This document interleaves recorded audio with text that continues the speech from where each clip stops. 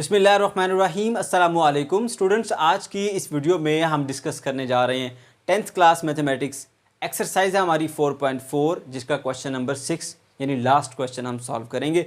हमें कहा जा रहा है resolve it into partial fraction. ठीक है बच्चों, अब इसका मतलब ये होता है कि दी गई फ्रैक्शन को आपने इसके पार्ट्स में स्प्लिट करना है। ठीक है, ऐसे क्वेश्चन को सॉल्व करते हुए सबसे पहला स्टेप ये होता है आप ये वेरीफाई करते हैं कि क्या ये एक प्रॉपर फ्रैक्शन है या इम्प्रॉपर फ्रैक्शन है। कैसे पता चलेगा बच्चों? ऊपर की डिग्री और नीचे की डिग्री आप चेक करेंगे। ठीक है, उसके लिए आप ऐसा करें, नीचे का स्क्वायर ओपन कर दें, x की पावर 5 ऐसे ही रहेगा।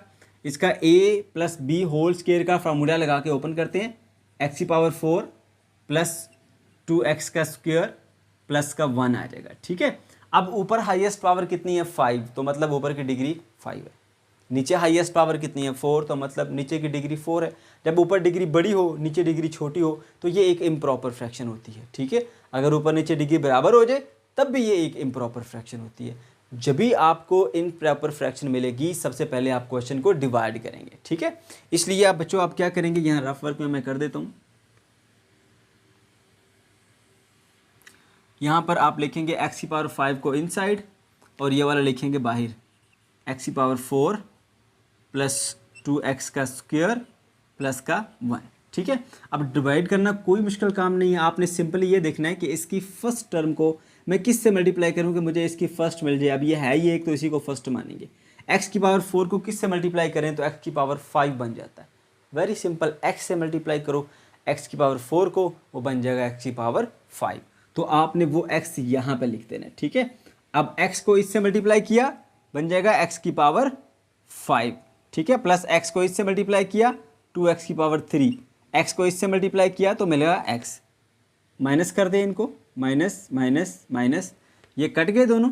ठीक है, ये बन जाएगा माइनस का 2x की पावर 3 और ये बन जाएगा माइनस का x आ जाएगा। ठीक है, अब इसका आंसर किस तरीके से लिखते हैं बच्चों, आप ये x को आप यहाँ लिखेंगे। ठीक है, अब नीचे वाली चीज़ ये है और ये ऊपर लिखी हुई है तो आप उल्टा कर लेंगे, इसको नीचे वाला ऊपर लिख लेंगे, माइनस का 2x की पावर 3 माइनस का x। ठीक, और यहाँ वाला जो है उसको आप नीचे लिख लेंगे, x की पावर 4 प्लस 2x की पावर 2 प्लस का 1। ठीक हो गया। अब देखिए अगर आप चाहें तो यहाँ से माइनस को कॉमन भी ले सकते हैं, x माइनस आ जाएगा कॉमन। ठीक है, तो यहाँ पर क्या बचेगा फिर हमारे पास 2x की पावर 3, ये माइनस कॉमन जाने के बाद प्लस में चेंज हो गया, x डिवाइडेड बाय आ जाएगा, इसको देखें x की पावर 4 प्लस 2x का स्क्वायर प्लस 1। ये बेसिकली इसी की एक्सपेंशन थी जो कि हमने जस्ट डिवाइड करने के लिए उसको लिखा था, तो वापस उसी तरह लिख दें इसको।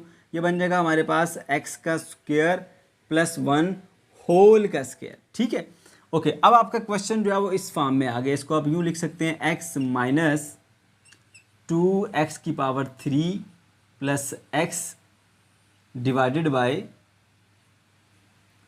x का स्क्वायर प्लस 1 होल का स्क्वायर। ठीक है, अब देखो बच्चों ये तो फ्रैक्शन नहीं है, ये है हमारे पास फ्रैक्शन, तो इसको हम रिजॉल्व करेंगे। ठीक है, इसको हम यहाँ पर लिख लेते हैं 2x की power 3 plus x divided by x का स्क्वायर प्लस 1 होल स्क्वायर। ठीक है, अब देखो बच्चों हमने इसको सॉल्व करना है, तो मैंने आपको बताया था कि सबसे पहले आप क्वेश्चन का ये देखते हैं कि ये कौन सा टाइप है। हमने जो 4 टाइप्स पढ़ी थी resolve it into partial fraction में, 4 टाइप्स में और चारों के चारों अलग अलग एक्सरसाइज में डिस्कस होती है। यानी 4.1 में एक केस डिस्कस करेंगे, 4.2 में दूसरा, 4.3 में तीसरा, 4.4 में चौथा।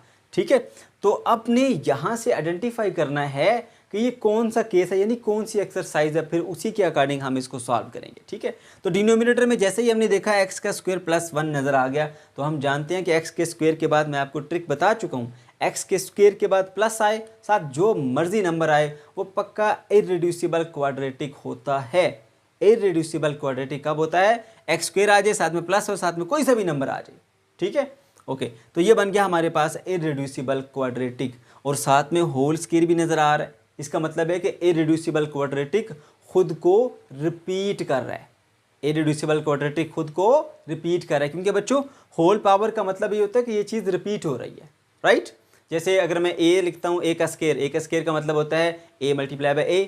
ठीक है, तो इसका क्या मतलब हुआ, तो a ने खुद को रिपीट कर लिया। राइट, अब ज़रा देखिएगा यहाँ पर इरेड्यूसिबल क्वाड्रेटिक है और ख़ुद को रिपीट कर रहा है।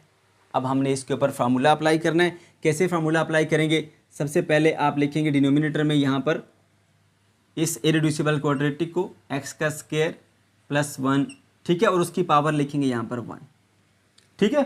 उसके बाद फिर यहाँ प्लस लगाएंगे और दोबारा इस इरेड्यूसिबल क्वाड्रेटिक को लिखें एक्स का स्क्वायर प्लस 1 और एक पावर बढ़ा के, और एक एक पावर उस वक्त तक बढ़ाते जाना जब तक इसकी पावर जो है वो इसके इक्वल ना आ जाए। तो इसकी पावर कितनी थी? 2 थी, हो गई 2, यहीं पर रुक जाए, ठीक है।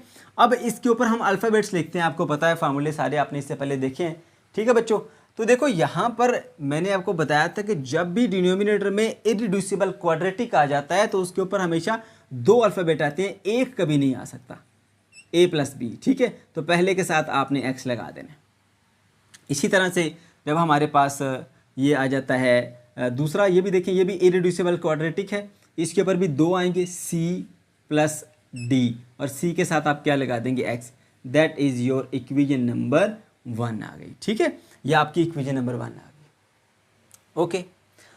अब क्या करना है, आप जानते हैं कि फार्मूला अप्लाई करने के बाद तमाम क्वेश्चन के अंदर ये होता है कि जो क्वेश्चन का डिनोमिनेटर है उसको पूरी इक्वेशन से मल्टीप्लाई करते हैं। तो डिनोमिनेटर क्या है हमारा?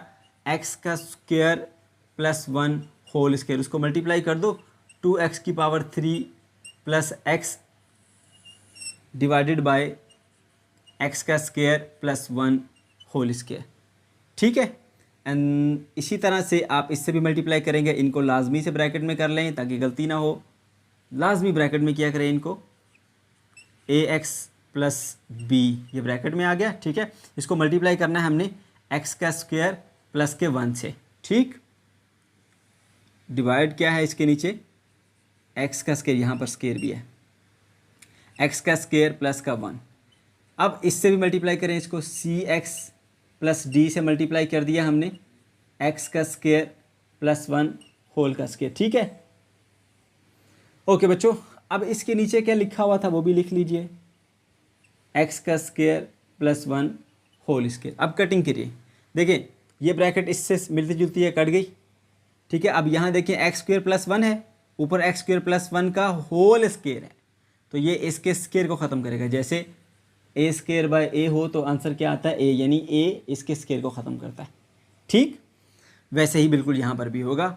अब ये ब्रैकेट पूरी की पूरी इससे कट जाएगी, यहाँ पर क्या मिलेगा आपको? 2x की power 3 plus x is equals to a x plus b, ठीक है, इंटू एक्स का स्क्वायर प्लस का 1, प्लस यहाँ पर क्या रह गया? सी एक्स प्लस का डी रह गया। That is equation number 2।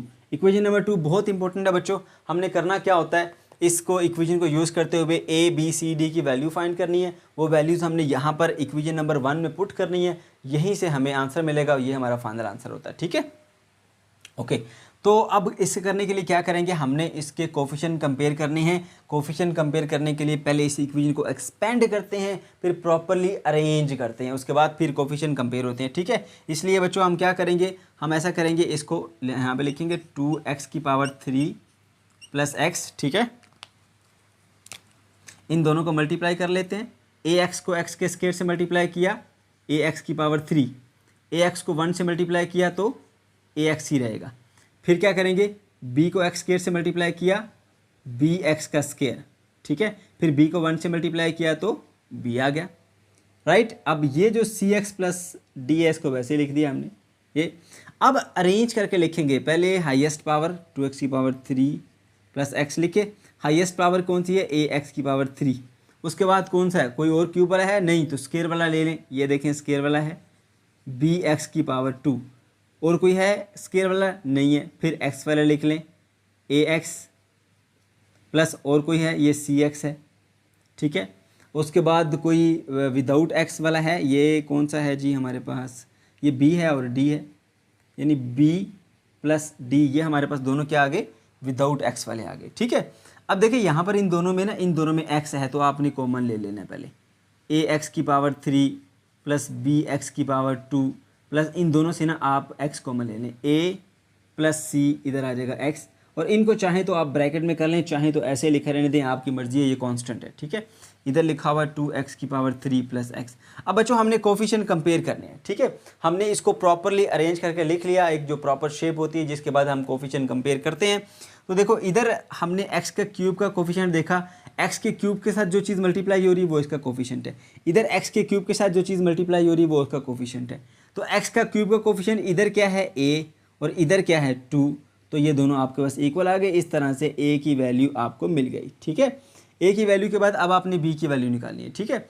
यहाँ पर x स्क्वायर का कोफिशिएंट है b, यहाँ पर x स्क्वायर है नहीं है, तो आप ये समझे कि यहाँ पर 0x का स्क्वायर है, तो इधर x का स्क्वायर का कोफिशिएंट 0 होगा फिर, ठीक है। 0 इज इक्वल्स टू आपके पास आ जाएगा b। फिर सुन लें बच्चों, इधर x के स्क्वायर का कोफिशिएंट है b, इधर x स्क्वायर मौजूद ही नहीं है, तो आप समझे 0x का स्क्वायर है इधर, तो फिर x के स्क्वायर का कोफिशिएंट इधर क्या होगा 0। 0 इज इक्वल टू b, तो आपको b की वैल्यू मिल गई। अब आपको c की वैल्यू निकालनी है, ठीक है। इधर x का कोफिशिएंट क्या है a प्लस सी, इधर x का कोफिशिएंट क्या है कुछ भी नहीं, तो मतलब 1 है, इधर लिख दीजिए 1, ठीक है।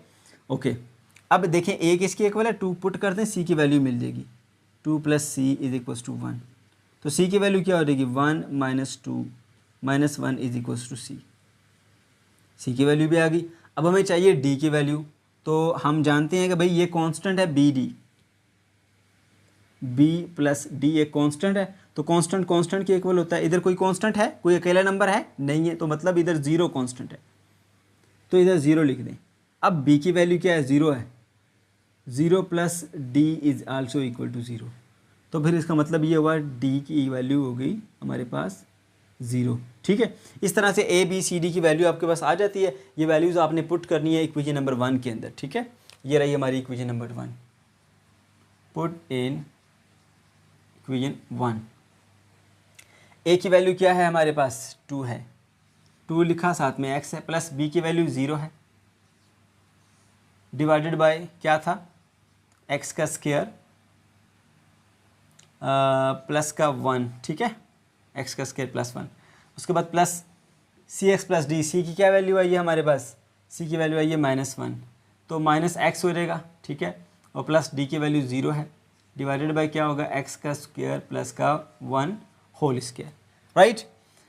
चाहे तो इसको यूँ भी लिख सकते हैं, ये बेसिकली है किसकी इक्वल था 2x की power 3 plus x divided by x का स्क्वायर प्लस 1 होल स्क्वायर के इक्वल था, ठीक है। अब इसको रीअरेंज करके यूँ लिख सकते हैं बच्चों आप 2x डिवाइडेड बाय x का स्क्वायर प्लस 1, ये प्लस माइनस माइनस हो जाएगा, x डिवाइडेड बाय x का स्क्वायर प्लस 1 होल का स्क्वायर। अब देखो ये वाली वैल्यू जो है ना, ये वाली वैल्यू ये आपने यहाँ पर पुट कर देनी है इस जगह पर, ये ठीक है। तो आपका फाइनल आंसर क्या होगा, फाइनल आंसर आपका होगा x माइनस ये वैल्यूज यहाँ पर पुट कर देंगे 2x डिवाइडेड बाय x का square plus 1 minus x divided by x का स्क्वायर प्लस 1 होल का स्क्वायर, ब्रैकेट्स ओपन करें, x minus 2x divided by x का स्क्वायर प्लस 1 माइनस माइनस हो जाएगा प्लस, और ये हो जाएगा जी x डिवाइडेड बाय x का स्क्वायर प्लस 1 होल का स्क्वायर, ठीक है बच्चों।